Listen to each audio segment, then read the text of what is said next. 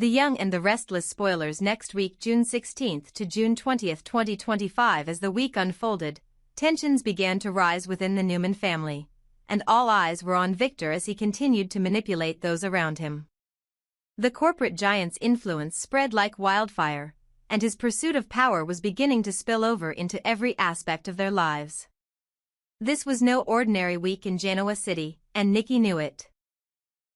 She had always been wary of the lengths Victor would go to in order to ensure the family remained in control, but now, even she was struggling to keep up with his tactics. The day started with an unexpected meeting between Nikki and Chelsea Lawson, Victor's daughter-in-law. The two women, though often at odds, found themselves in an unexpected alliance of sorts. As they sat together in the grand office of Newman Enterprises, the tension between them was palpable. Their conversation, though seemingly civil, was laced with unspoken truths and barely concealed discomfort. They weren't here just to chat, they were here to discuss a matter that could reshape the future of their family. Victor's demands were escalating, and Chelsea had been caught in the middle once again. Chelsea didn't want to do it, didn't want to be a part of the constant chaos that surrounded Victor.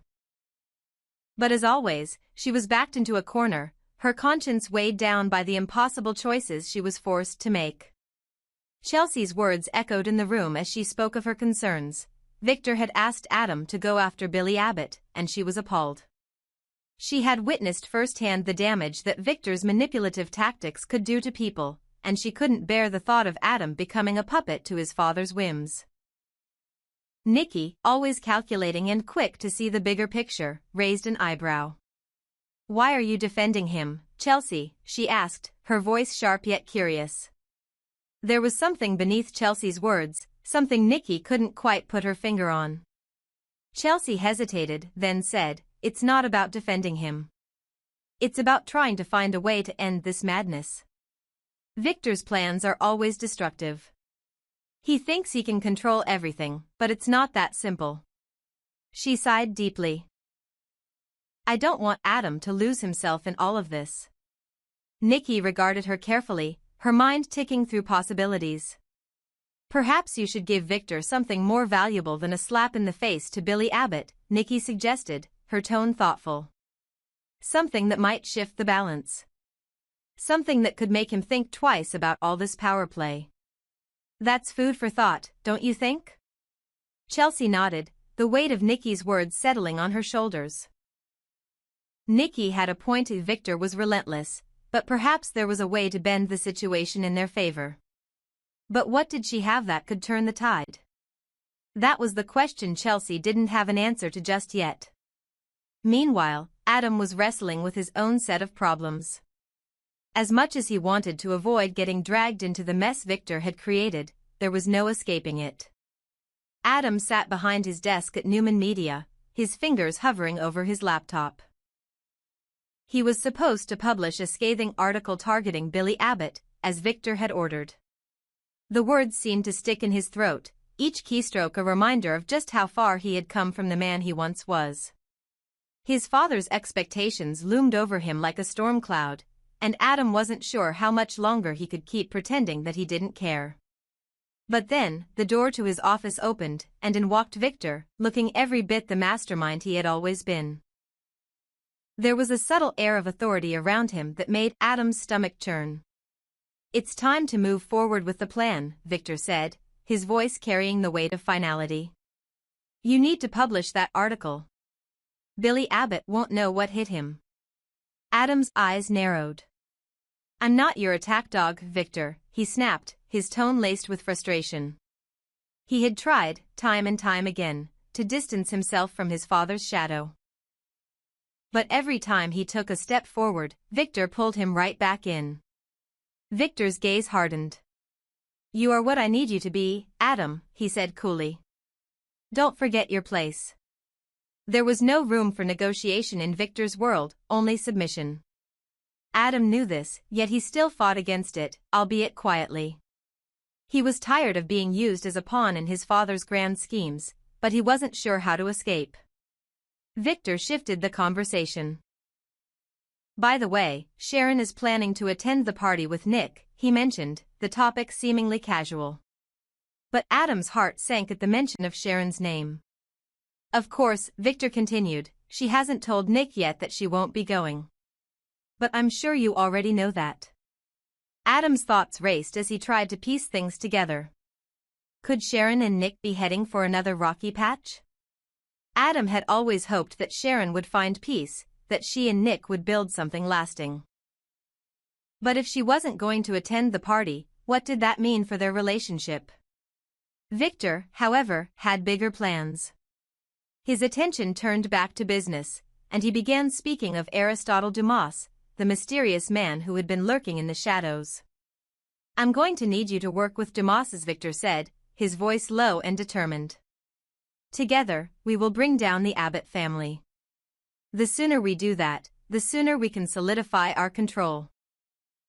Chelsea, unbeknownst to Victor, had been listening in on the conversation from the hallway. Her curiosity had gotten the better of her, and she had overheard enough to know that things were about to get much worse. As the words sank in, she felt a wave of unease wash over her. Adam had been dragged deeper into Victor's machinations than she realized. After Victor left, Chelsea confronted Adam, the weight of her thoughts pressing down on her. I'm going to try something, she said, her voice filled with resolve. I'll bargain with Victor, just like Nikki suggested. But I'm not going to let him destroy you. Adam's expression was filled with doubt. Why are you defending Billy so much? He asked, his voice betraying his frustration. Chelsea's gaze softened, and she shook her head. It's not about defending him. It's about protecting us all from Victor's madness. We can't let him continue to use us like this. He's already cost too many people everything they've ever had. And then, with a glance that held more than just concern, Chelsea dropped the bombshell. I think I know who Dumas really is, she said, her words hanging in the air. The silence that followed was thick with anticipation. Adam stared at her, his mind racing as he tried to process what she was saying. Could Chelsea really know the identity of the man who had been pulling strings behind the scenes? If she did, it could change everything. As the week drew to a close, the chess pieces were in motion, and the battle for control was only just beginning. The Newman family was about to face a reckoning, and no one was going to come out unscathed. Chelsea, Adam, and Victor were all on a collision course, and the fallout from their choices would reverberate through the halls of Newman Enterprises and beyond. This piece expands on the given plot, adding complexity to the characters and their motivations, and weaving in some dramatic tension. It's structured to maintain continuity, with each scene logically building upon the previous one. Victor leaned back in his chair, a calculating glint in his eyes as he spoke to Nikki, his longtime partner in both life and business. The quiet hum of the Newman Enterprises office felt far removed from the intense conversations that often played out within these walls. But today, the stakes were high, and the air was thick with anticipation. I'm not sure why Chelsea is making this so difficult, Victor muttered, his gaze flicking over to the window as if searching for answers outside. She should be loyal to this family. She should stay with us, with Team Newman, all the way. Nikki, ever the voice of reason, didn't seem to share her husband's certainty. She leaned forward, her expression thoughtful. I've spoken with Chelsea. She's not going to give in so easily. But I did suggest something that might get through to her. I told her to give you something more valuable than the typical power plays she's used to. Something that would make you pause, something that would make you reconsider your approach with Billy Abbott. Victor's eyes narrowed, and for a moment, Nikki saw the familiar flicker of suspicion in his gaze. Something valuable, you say? He asked, his voice lowering. And what could that be, Nikki? She's already proven she's willing to play dirty. She could have the entire Abbott family at her mercy, and yet, she doesn't see the potential.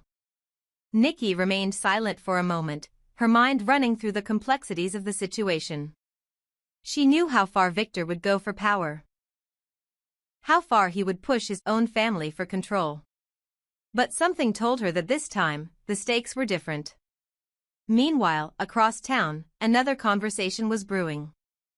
Sally Spectra paced nervously in front of Billy Abbott's desk, her thoughts racing as she struggled to figure out how to handle the upcoming gala in France. The glamour and sophistication of the event only seemed to heighten the tension between her and Billy. Their connection, while undeniable, was tinged with uncertainty. Sally wanted to maintain her poise, to be the calm amid the storm that was Billy's world. But with Victor's enemies gathering in one place, Sally's unease was palpable. "What should I wear to the party, Billy?" Sally asked, her voice filled with a mixture of concern and curiosity. She knew the stakes of attending this event. Victor's world was a battlefield, and the gala was sure to bring its own set of complications. Billy looked up at her, his face a mixture of determination and excitement. "It's not about what you wear, Sally. It's about what's at stake. The way I see it, this is a trap, a setup. Victor's enemies will all be there, and when they're all in the same room, it's the perfect time to strike." Sally's face tightened with worry. "You're planning on ambushing Victor in front of all these people?" she asked incredulously. "Isn't that too dangerous? What if it all goes wrong?" Billy's lips curled into a smirk. "What if it goes right?" he countered, his tone more playful than serious. "I'm not going to let this moment slip away. We'll sit back, watch the chaos unfold, and be the ones who control the narrative." Sally wasn't convinced. She knew the kind of drama that always followed Victor Newman, and while she didn't fear him as others did, the prospect of being caught in the middle of a high-stakes showdown made her uneasy. "I just don't know, Billy," she admitted. "Phyllis Summers will be there too. Do you think we can keep our distance from the drama?" Billy shook his head with a rueful grin. "Phyllis will make her presence known. She always does. But that's why we need to be smarter. We need to stay on the sidelines, watching as everything around us falls apart. Let Victor and his enemies deal with the mess they've created." Sally hesitated for a moment before nodding, though her nerves didn't settle. Billy's excitement was palpable, but Sally couldn't help but wonder if they were playing a dangerous game, one that could quickly spiral out of control. But she knew there was no talking Billy out of this.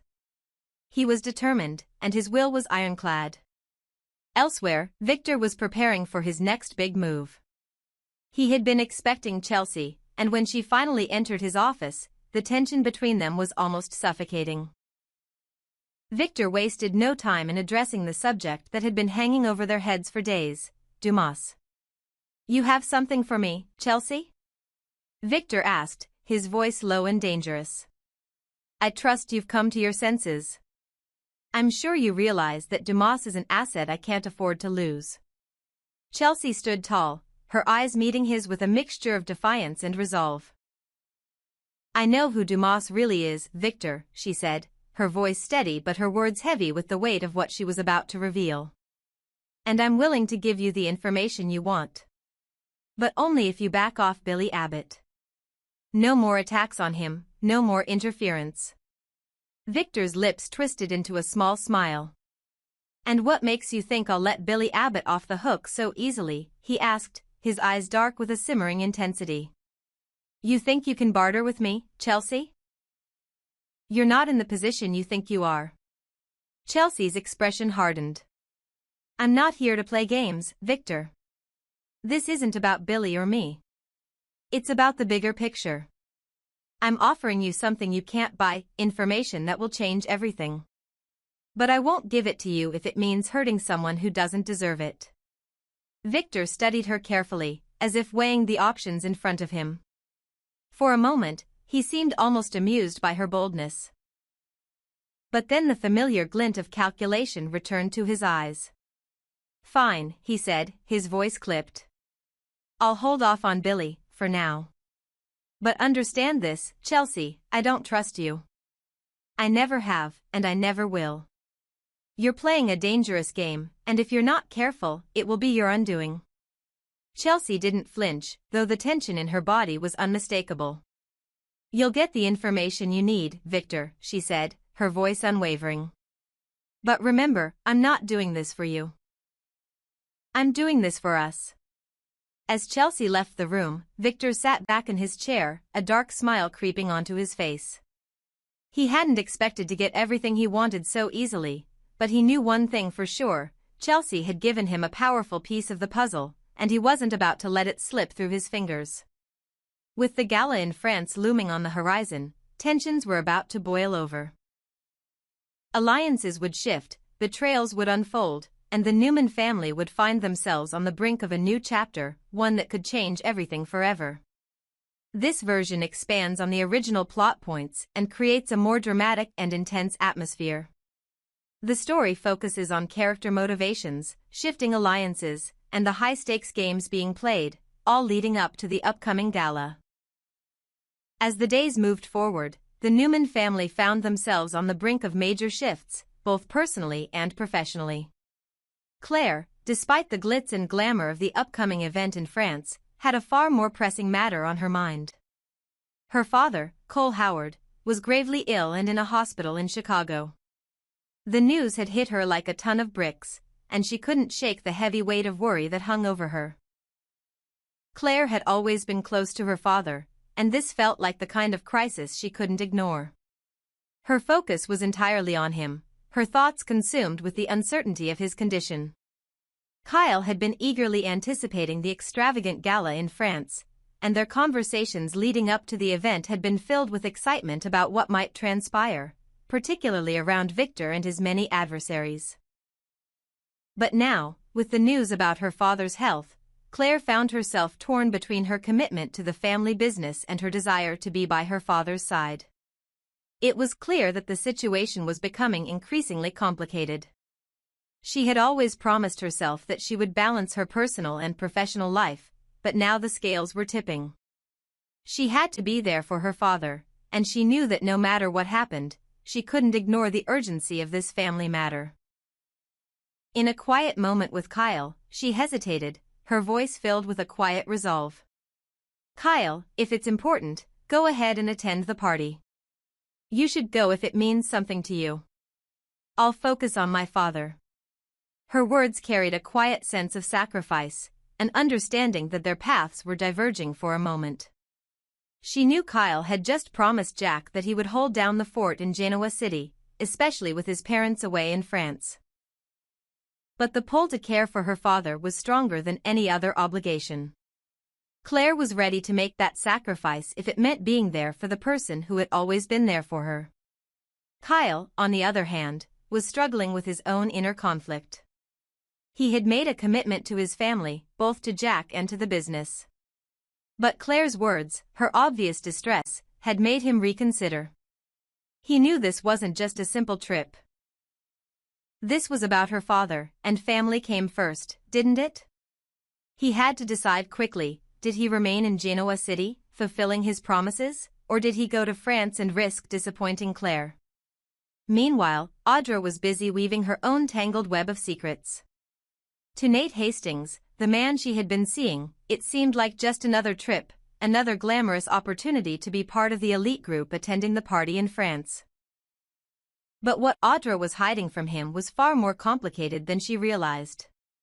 The truth was, her reasons for attending weren't just about business or socializing.